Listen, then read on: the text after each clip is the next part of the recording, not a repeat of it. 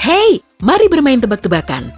Saya akan menunjukkan sebuah apel yang sudah digigit sebagian, lalu beritahu saya apa yang muncul pertama di pikiranmu. Atau, kalau tanda centang miring, Apple dan Nike. Tepat.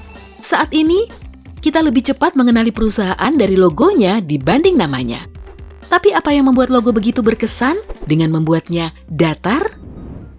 Logo mula-mula muncul di Mesir kuno. Orang-orang di masa itu menggunakan hieroglif untuk menandai harta benda mereka. Kemudian, di abad pertengahan, orang memakai gambar grafis untuk mengenali status rumah yang berbeda. Era baru logo dimulai pada abad ke-19.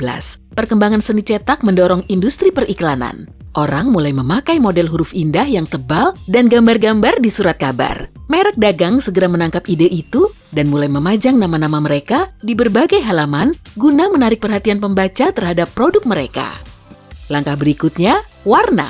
Saat industrialisasi berkembang pesat, jumlah perusahaan semakin banyak. Bagaimanapun, merek harus tampil beda, maka mereka menambahkan gambar-gambar berwarna yang menarik ke nama produk mereka.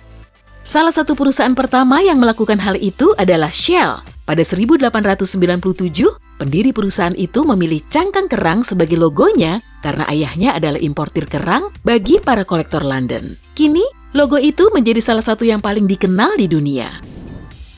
Levi's terkenal dengan logo dua kudanya yang khas. Gambar dua ekor kuda yang mencoba merobek celana jin itu diciptakan pada 1886. Logo ini dibuat untuk menunjukkan kepada pelanggan betapa awetnya celana jin buatan perusahaan itu. Selama bertahun-tahun, perusahaan itu menciptakan dua logo lain, label merah dan sayap kelelawar. Logo sayap kelelawar itu menyerupai bentuk saku belakang celana Levi's 501. Seiring waktu, logo semakin berkembang dan semakin canggih, sebagian bahkan merupakan mahakarya. Tapi pada pertengahan abad ke-20, para desainer menyadari bahwa sebuah logo harus bersih, menarik, dan mudah diingat. Saat itulah, merek mulai melirik kesederhanaan. Yang mengubah pandangan semua orang dalam komunikasi visual adalah Paul Rand. Dia menciptakan logo 8 garis IBM yang membuat inisial perusahaan itu langsung dikenal di seluruh dunia. Gaya Rand masih berdampak besar terhadap desainer grafis hingga kini.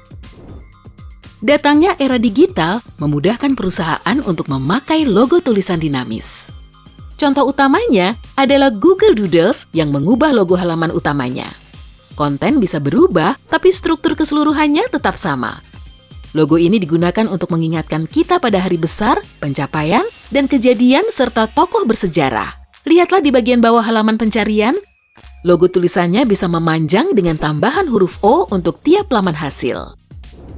Bahkan saat layar sentuh hadir, belum semua orang siap beralih dari dunia nyata ke maya. Untuk lebih mudah menyesuaikan dengan inovasi ini, para desainer membuat ikon-ikon 3D untuk layar gadget. Mereka menambahkan bayangan, volume, dan tekstur kepada gambar itu untuk membuatnya mirip dengan benda aslinya. Konsep desain ini disebut skeuomorphism. Seperti nama penyakit ya. Perusahaan mencatat itu dan membuat penampilan logo mereka lebih 3D. Setelah dunia lebih terbiasa dengan teknologi baru, para desainer kembali lagi ke 2D. Desain datar yang minimalis menjadi populer karena bisa memberi lebih banyak ruang bagi fungsionalitas. Kelebihan lain dari desain datar ini adalah logo 2D tampak bagus baik di layar kecil maupun besar. Tapi dengan tren baru ini pun, sebagian merek masih tetap bertahan pada logo dan ikon aplikasi 3D mereka yang realistis. Tapi, dunia berubah saat Apple mengumumkan iOS 7 pada Juni 2013. Sistem operasi ini adalah yang pertama membuang konsep skeuomorphism. Desain baru itu memaksa sebagian besar developer untuk membuat logo aplikasi mereka lebih datar agar sejalan dengan sistem operasi. Dalam 1 tahun kemudian, lebih dari 90% iPhone dijalankan dengan iOS 7. Setelah beralih ke desain datar yang lebih praktis, logo 3D menjadi kuno. Kini, perusahaan di luar industri teknologi pun seperti Volkswagen telah menyederhanakan logo mereka menjadi lebih minimalis. Tapi, sebagian perusahaan memakai logo yang sama selama puluhan tahun, seperti Chapa Chap. Logo tulisan ini didesain pada 1969 oleh seniman surrealis Salvador Dali. Coca-Cola menggunakan logo tulisannya yang terkenal dalam iklan-iklannya sejak 1886 silam. Kemudian, merek ini menambahkan warna merah mencolok yang khas. Kini, banyak perusahaan menggunakan warna ini dalam merek dan logo mereka karena menarik perhatian. Warna standar dan gelombang pitanya membuat merek Coca-Cola mudah dikenal, meski ditulis dalam bahasa yang berbeda. Desain logo tulisan sering melibatkan sekelompok tenaga profesional berbayaran mahal, tapi tidak bagi semua logo terkenal. Logo centang Nike dibuat oleh Caroline Davidson yang pada masa itu masih berstatus mahasiswa desain grafis dengan bayaran cuma $35. Tapi tenang, dia memperoleh kompensasi yang jauh lebih tinggi begitu perusahaan tersebut menjadi besar. Dulu, logo Nestle adalah lambang keluarga Nestle yang dihiasi burung di dalam sarang.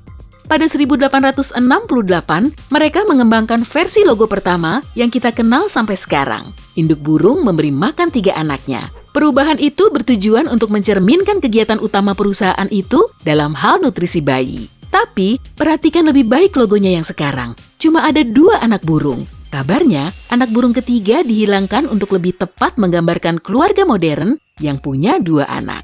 Entah memang begitu, atau elang memangsa anak yang ketiga? Cuma bercanda.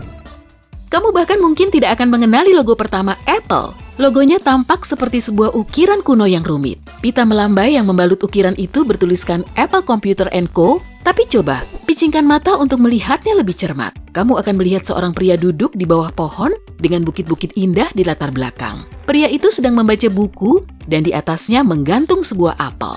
Ya, itu adalah Isaac Newton sendiri. Logo buah apel yang tergigit sebagian, yang kini akrab dengan kita itu, muncul setahun kemudian pada 1977.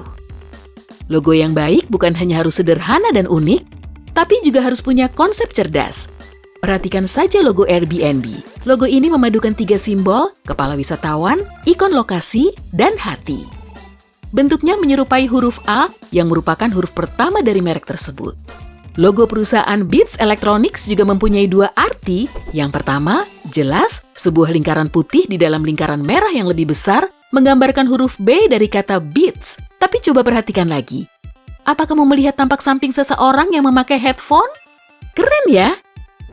Namun yang penting adalah, mau logonya bagus atau tidak, apa kamu mau membeli produknya?